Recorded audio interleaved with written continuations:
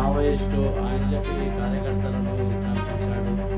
ఆయన చాలామందిని పోలీసులను కూడా చంపడము, ఆయనకి ఎట్లా నేను కూడా ఆ సమయంలో మాకు తెలియదని చెప్పి చెప్పుకోవచ్చు. సున్న పొద్దు మీద నడుస్తున్న కాలమా అని పాటలు పాడి తెలంగాణ ప్రజలను ఉత్తేజపడిన, ఏదైనా తప్పుగా మాట్లాడిన గురించి కూడా కామెంట్స్ రూపంలో చెప్పండి.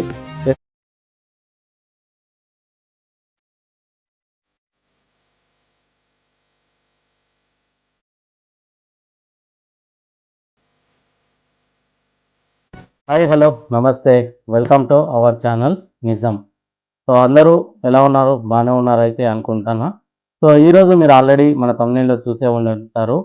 సో గత కొన్ని రోజుల క్రితము సాక్షాత్తు పార్లమెంట్లో కేంద్ర మంత్రి అయి ఉండి కూడా అమిత్ షా గారు డాక్టర్ బిఆర్ అంబేద్కర్ గారిపై అనుచిత వ్యాఖ్యలు చేయడం జరిగింది. అవి మరవక ముందే, ఆయన మాటలను వెనుకకి తీసుకోకముందే మళ్ళీ మన తెలంగాణ రాష్ట్రాన్ని సాధించుకోవడానికి ఎంతో ముఖ్య పాత్ర పోషించిన మన గద్దరన్న గారిపై మళ్ళీ ఇంకొక కేంద్ర మంత్రి బండి సంజయ్ గారు మళ్ళా అనుచిత వ్యాఖ్యలు చేయడం నిజంగా చాలా దురదృష్టకరమైన విషయం అని చెప్పుకోవచ్చు. ఎందుకంటే ఈ కోణం చూస్తూ ఉంటే బీజేపీ నాయకులకు మేము గత 3 సార్లుగా వరుసగా మేమే ప్రభుత్వాన్ని స్థాపిస్తున్నాము, కేంద్ర ప్రభుత్వాన్ని స్థాపిస్తున్నాము, మమ్మల్ని అడిగేవాడు ఎవ్వరు లేడు, మమ్మల్ని క్వశ్చన్ చేసేవాడు ఎవ్వరు లేడు అనే రీతిగా మనం చూస్తున్నాం అన్నమాట. డాక్టర్ బిఆర్ అంబేద్కర్ గారు అంటే ప్రపంచ మేధావి. ప్రపంచంలో ఎంతోమంది ఉన్నా కానీ డాక్టర్ బిఆర్ అంబేద్కర్ గారినే పిలిచి మన దేశం ఆయనకు కాన్స్టిట్యూషన్ని రాయండి అని చెప్పేసి ఎందుకు అప్పగించింది? ఆయన అంత మేధావి ఆ రోజుల్లో. సో ఎందుకంటే ఆయన కులగణనాలు చూడకుండా ప్రతి ఒక్కరూ ఈ భారతదేశంలో మంచి స్థాయిలో ఉండాలి, మంచి పొజిషన్లో ఉండాలి అని ఆలోచన చేసిన వ్యక్తి.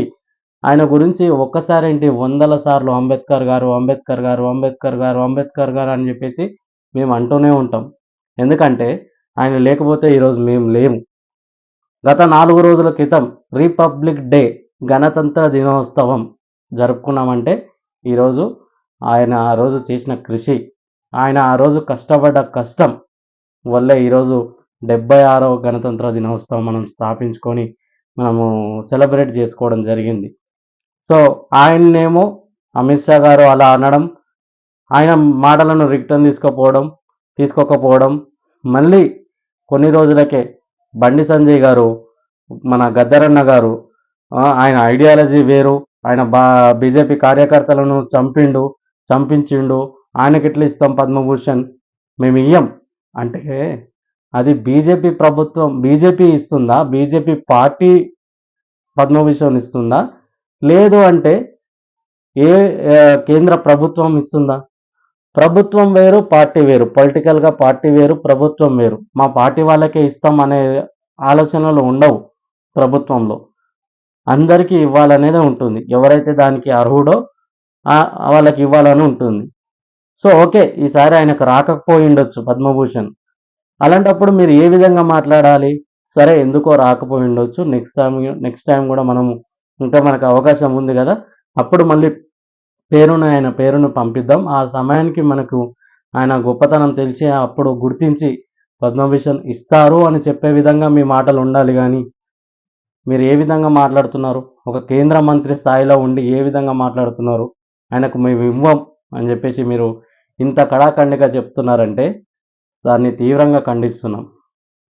ఒకప్పుడు ఆయన మావోయిస్టే ఉండొచ్చు, ఆయన మావోయిస్టుగా పనిచేసి ఉండొచ్చు, కానీ నాది ఈది కాదు అని చెప్పేసి ఆయన 1900 ఆ సమయంలోనే వాటన్నిటికీ ఆయన రిజైన్ చేసి మన లాగానే సామాన్య మనిషిలా బతకాలని చెప్పేసి వచ్చి మన తెలంగాణ రాష్ట్రాన్ని సాధించుకోవడంలో ఎంతో ముఖ్య పాత్ర, యావత్ తెలంగాణ కళాకారులను ఏకం చేసి సకల జనుల సమ్మెలో పాల్గొని పొడుస్తున్న పొద్దు మీద నడుస్తున్న కాలమా అని పాటలు పాడి తెలంగాణ ప్రజలను ఉత్తేజపరిచి సకల జనుల సమ్మెలో పాల్గొనడానికి ఆయన తోడ్పడిన ఎన్నో ఉన్నాయి.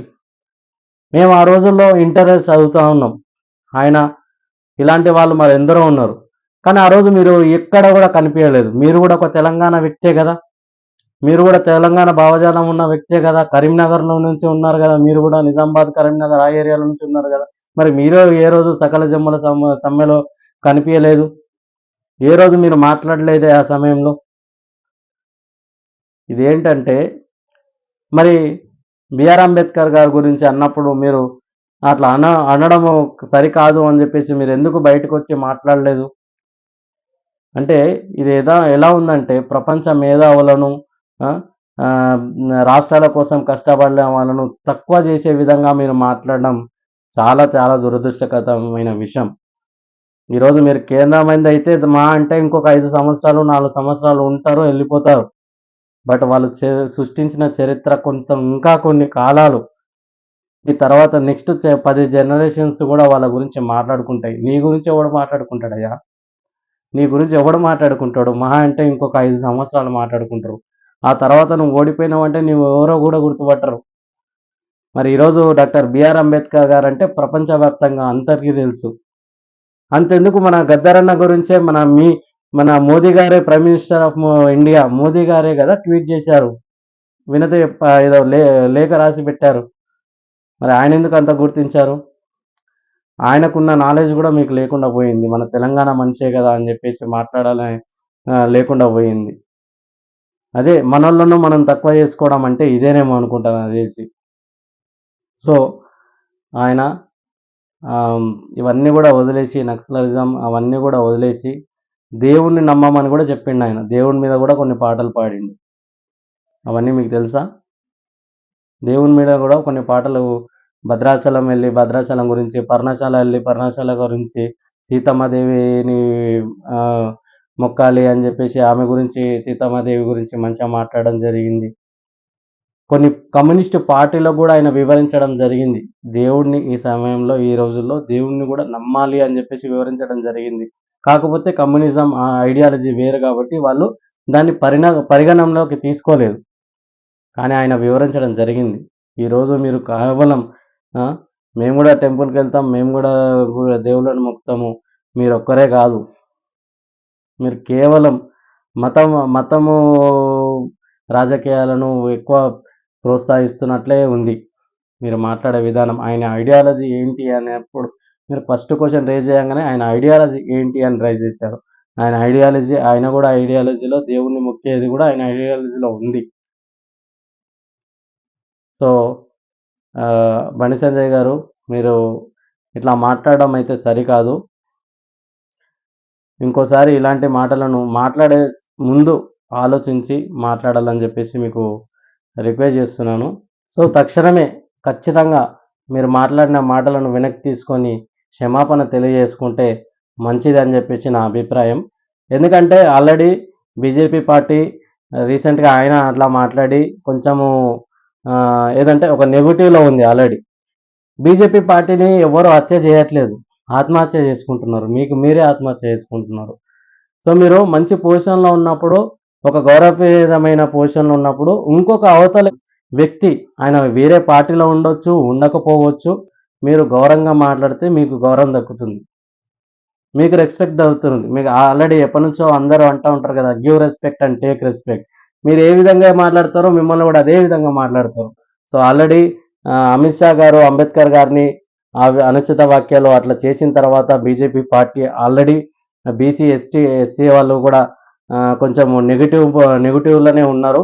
మళ్ళీ మీరు ఇప్పుడు ఈ విధంగా మాట్లాడుకొని తెలంగాణలో కొంచెం బీజేపీ పార్టీ ఇప్పుడిప్పుడే పుంజుకుంటుంది అనే సమయంలో మీరు మళ్ళీ ఇట్లాంటి వ్యాఖ్యలు చేసుకొని మీ పార్టీని మీరే సూసైడ్ చేసుకోకండి, మీరే ఆత్మహత్య చేసుకునేటట్టు ప్రయత్నం చేయకండి.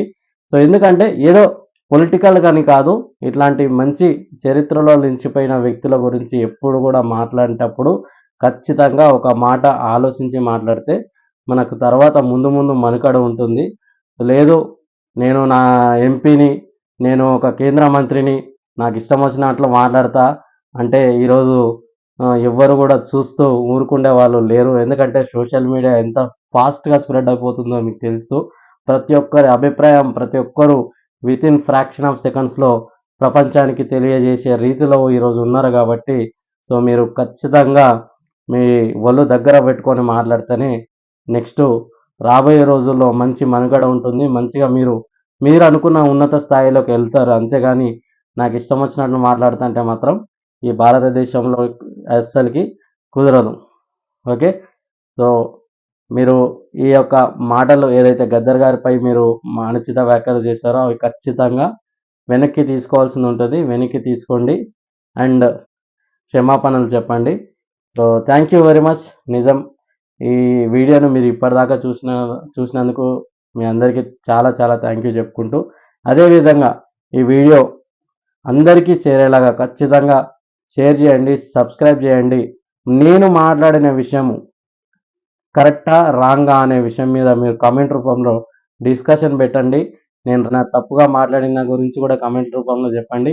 మాట్లాడిన దాని గురించి కూడా కామెంట్ రూపంలో మాట్లాడి ఇది మంచిగా ప్రజల్లోకి వెళ్ళి అసలుకి జరిగింది ఏంటి, ఇట్లా మాట్లాడడం కరెక్టా రాంగా అనే విషయం ప్రజల్లోకి వెళ్ళి నిజమైన ఇన్ఫర్మేషన్ ప్రజల్లోకి తెలియాలని చెప్పి కోరుకుంటూ సెలవు తీసుకుంటున్నాను. Thank you very much.